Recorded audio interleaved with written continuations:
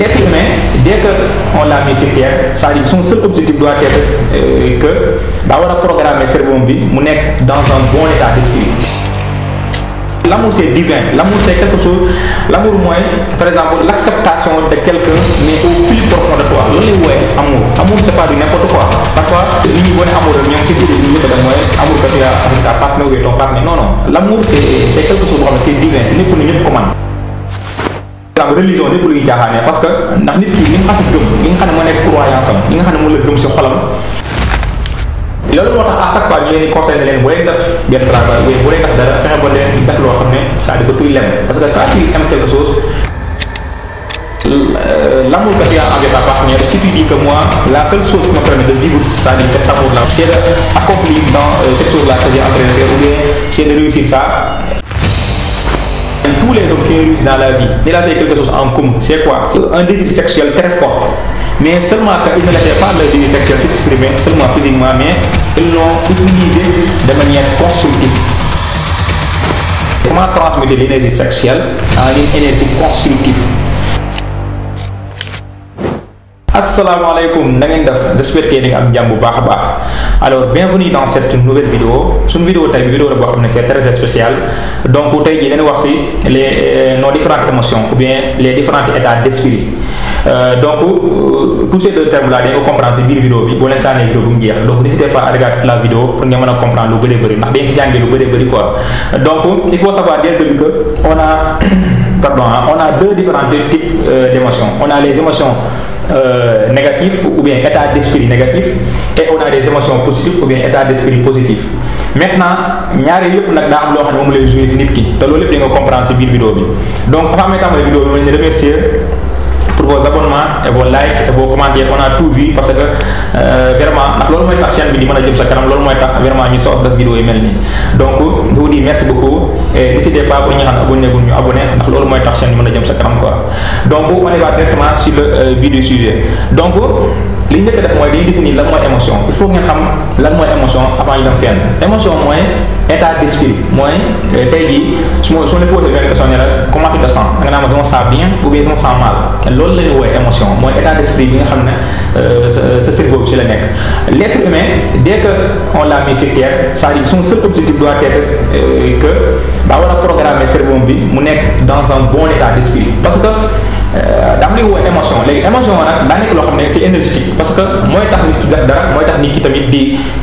sawar daal di mooy cawarte da ngay am pour def dara loolu la woowee émotion mooy état d'esprit bi nga xam ne fi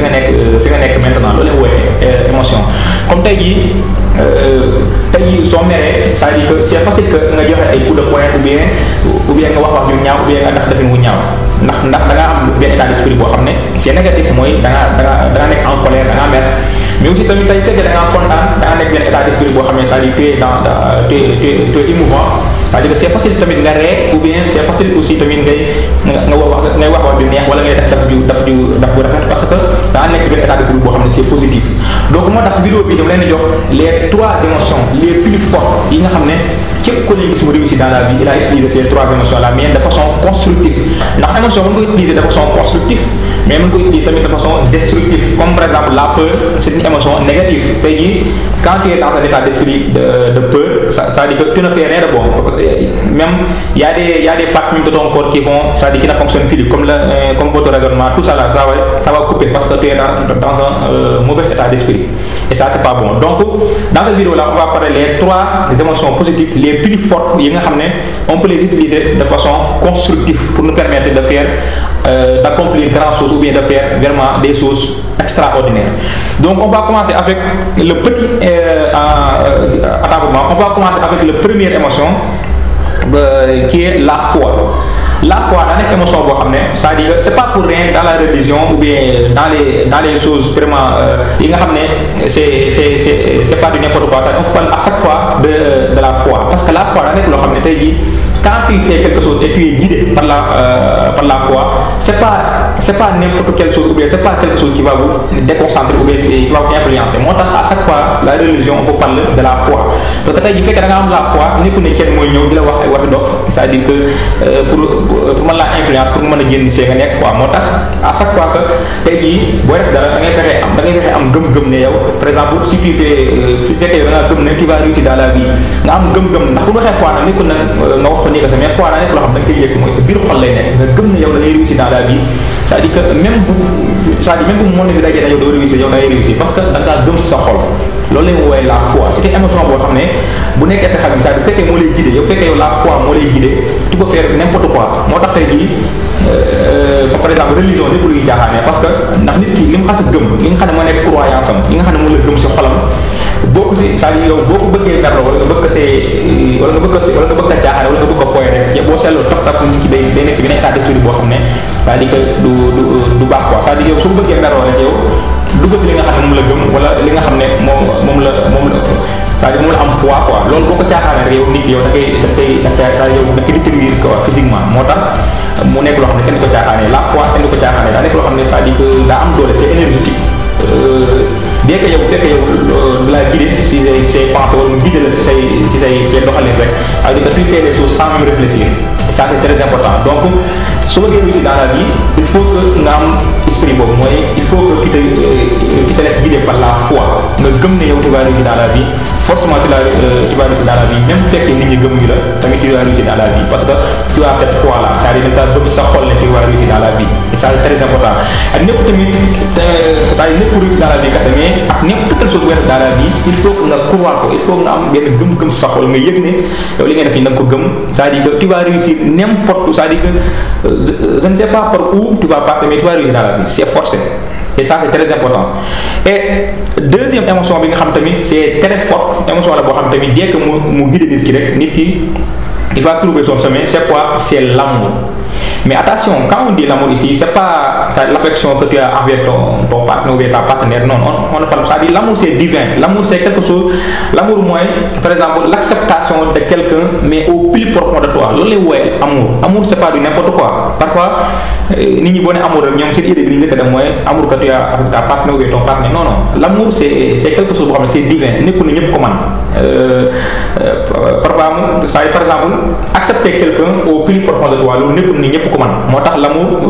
bokkut ak désir sexuel ñu bëri di koy jàll désir sexuel mais ñoom ñaar c'est diamétralement opposé maintenant l'amour daa nekk émotion boo xam ne c'est une émotion très forte boo xam ne toutes les gens qui ont réussi dans la vie ils l'ont utilisé c'est-à-dire pour réussir parce que comme ni leen ko waxee rek une émotion on peut l'utiliser de façon constructive mais ou bien de façon destructive mais fekkee yow da ngaa bëgg a réussir dans la vie il faut que nga leen utiliser de façon destructive parce que tey jii fekkee yow par exemple booy xalaat ñi nga xam ne yow ñoom nga bëgg dans la vie par exemple yow booy xalaat yow amour bi nga xam ne bi nga am sa yaay wala amour bi nga am ne moo nga am sa papa ou bien amour bi nga am moo nga am sa tonton ou bien sa rakk sa nijaay tout ça là loolu dana tax ba tey jii c'est-à-dire que le fait que yow nga bëgg leen defal la bien c'est-à-dire le fait que nga bëgg leen a defar c'est-à-dire quelque chose de grandiose loolu da lay motiver ba tey jii lépp loo mën a dugg dans la vie yow doo abandonné parce que tey jii su bëggee abandonné le fait que nga xaar sa yaay rek yow da ngay continuer loolu les Sénégalais xam nañ loolu tey jii ñu bëri ñoo xam ne ñoo réussi dans la vie surtout bu fekkee ay Sénégalais la boo leen laajee c'est-à-dire ban émotion moo leen guidé c'est-à-dire lan moo nekkoon li nga xam ne moo nekkoon moteur bi nga xam ne moo leen di donner la foi moo leen di jox c'est-à-dire moo leen jox énergie bi nga xam ne moo leen amoon pour suivre leur voie lenn lay tontu mooy l'amour que j'ai envers ma mère parce que c'est une énergie boo xam ne dès que tu connais comment l'utiliser ça peut transformer tout ndax parce que temps bi nit ñi di am pour abandonner di ñëwaat di reprendre temps bi nit ñi di am di am envie abandonner di ñëwaat yow temps boobu doo ko am yow da ngay mën a ko dof parce que tu es guidé par une émotion très forte ça moo leen wooye amour maintenant dernière émotion bi nga xam tey mën naa bëggoon a wax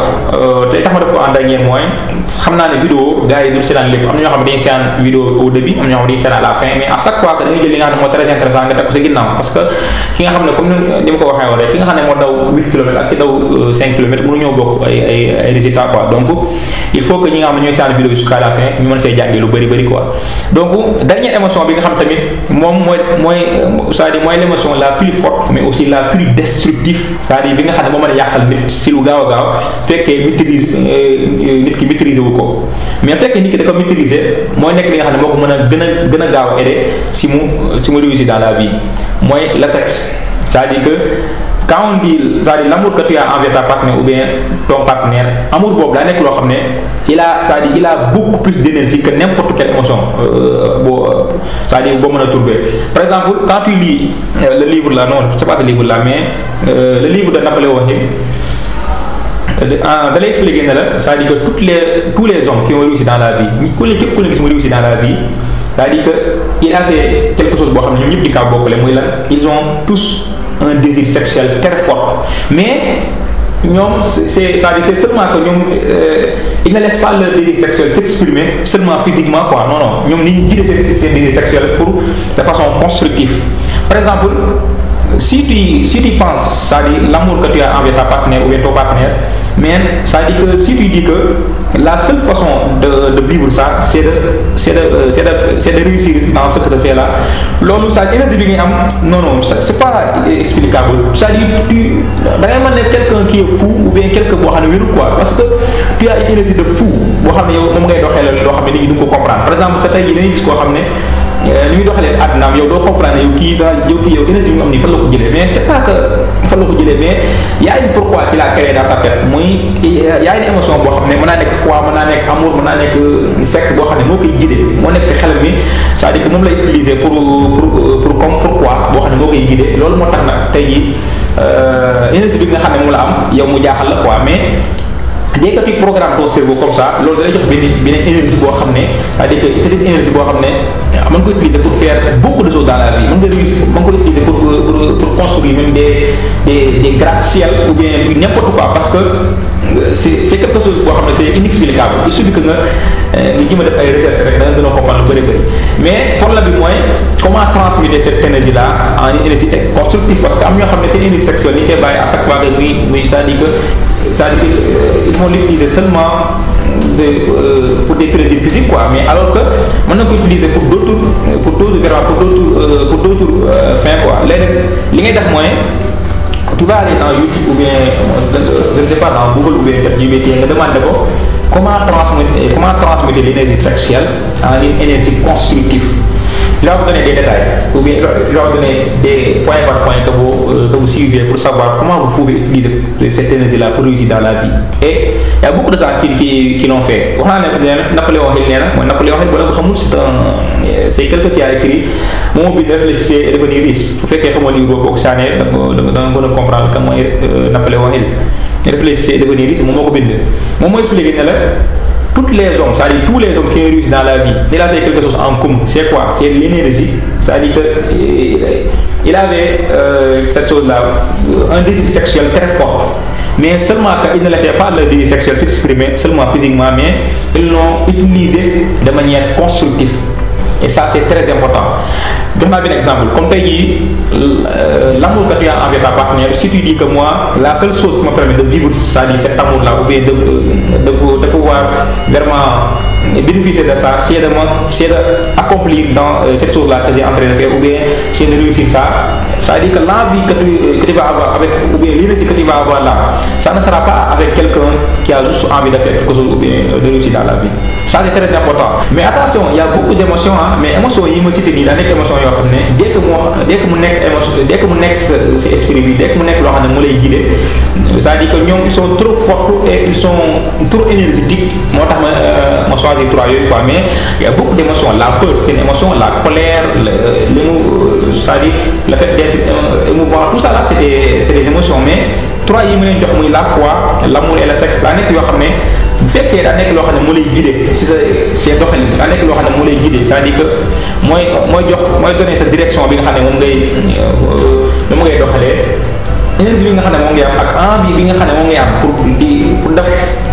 li nga xam ne moom nga bëgg ou bien pour def li nga xam ne moo lay permettre nga réussir du bokk ak ki nga xam ne juste daa am envie def ko ou bien daa jëm nii kat pour def dara ça c'est très important. Loolu moo tax à chaque fois ñu leen conseillé leen bu leen def benn travail ou bien bu leen def dara fexe ba leen di def loo xam ne c'est-à-dire que tuy lem parce que quand tu aimes quelque chose c'est-à-dire que tu ne sens pas que tu travailles ou bien tu ne seras pas ennuyé parce que li ngay def da nga ko bëgg ndax c'est-à-dire tu seras guidé par une émotion, par exemple l'amour, parce que tu aimes ce que tu fais. Loolu moo tax à chaque fois que ñi ngi réussi dans la vie ñëpp li ñuy def day nekk loo xam ne ñu ngi day nekk loo xam ne ñu ko bëgg, parce que quand tu aimes quelque chose boo koy def yow tu ne sens pas la fatigue, parce que tu peux travailler même par exemple 10 heures par jour sans nga koy sentir, et ça c'est 10 heures ou bien même y a des gens même bu def loo xam ne que bu ñu travailler même jusqu'à l'épuisement, mais duñ sentir même le fait d'être ennuyé ou bien ñuy sonn wala parce que il fait quelque chose boo xam ne ils sont guidés par une émotion boo xam ne c'est très fort, l'amour, la foi ou bien le sexe, ça c'est très important. Donc loolu moo nekkoon vidéo bi, c'est une vidéo boo xam ne c'est très intéressant, n'hésitez pas à la partager ou bien bu leen amee ay suggestions ngeen jox ma ci commentaire yi, et nous on se dit bye et à la prochaine, ciao.